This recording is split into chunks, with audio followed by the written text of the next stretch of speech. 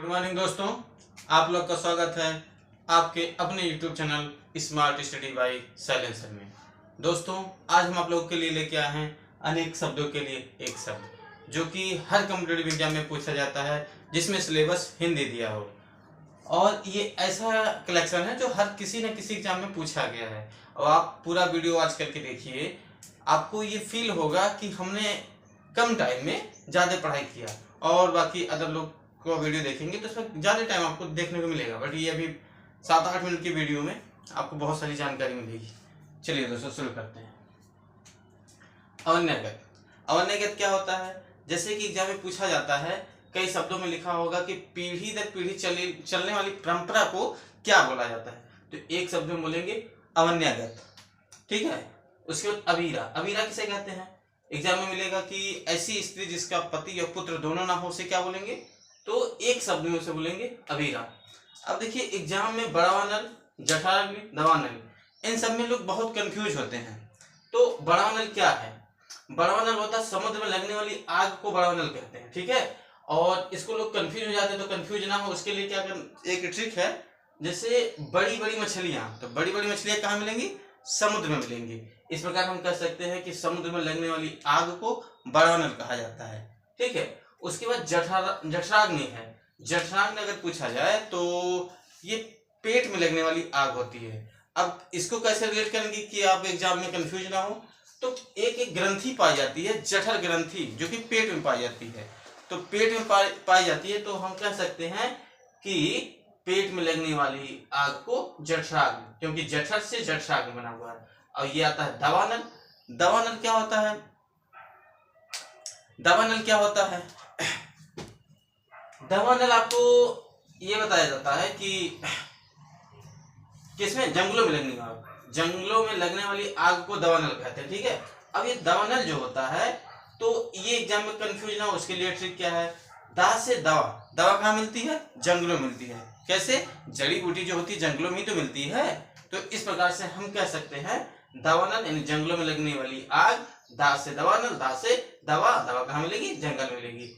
प्रज्ञा चक्षु आता है। इसके बाद प्रज्ञा चक्षु क्या होता है? जिसका बुद्धि नेत्र हो उसे प्रज्ञा चक्षु कहते हैं। फिर आता है अनुच्चारित। अनुच्चारित जिसका उच्चारण ना किया गया हो। ठीक है। उसके बाद फिर आ जाता है आपका अनिर्वचनीय। अनिर्वचनीय होता है जिसका वाणी व्यक्त ही ना कर सके, वाणी द्वारा व्यक्त ही ना किया जा सके, उसे अनिर्वचनीय कहते हैं। आकाश वृत्ति। अगर आपसे पूछा जाता है एग्जाम में कि अनिश्चित आजीविका के लिए एक शब्द में क्या कहते हैं, तो आप लगा देंगे अगर आपको ऑप्शन में दिया गया आकाश वृत्ति। ठीक है। अधिभौतिक। अधिभौतिक क्या होता है? दुष्टों या धूर्तों द्वारा जो मनुष्यों को या प्राणियों को कष्ट होता है, उसे हम एक शब्द में क्या बोलते हैं? अधिभौतिक बोलते हैं। ठीक है।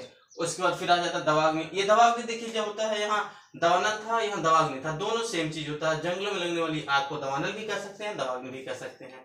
फिर निरामिष क्या होता है? निरामिष। निरामिष आपका यानी कि जो मांस नहीं खाता है उसे निरामिष कहेंगे।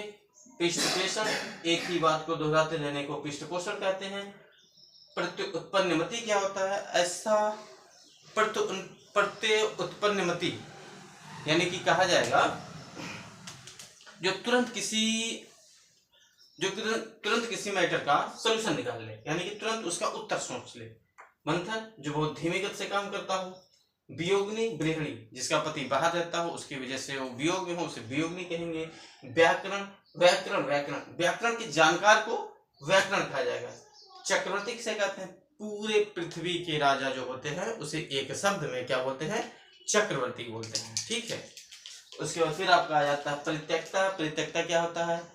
ऐसी स्त्री जिसका उसके हस्बैंड ने, उसके पति ने त्याग कर दिया हो, उसे परित्यक्ता बोलेंगे। अनावृत जिसका दोहराव ना हो सके, उसे क्या बोलते हैं? अन्याव्रत बोलते हैं। उसके बाद आसूर्य पश्चिमा। ऐसी स्त्री जो कभी सूर्य को ना देखे, उसे क्या बोलेंगे? आसूर्य पश्चिमा बोलेंगे। आपत क्या होता है?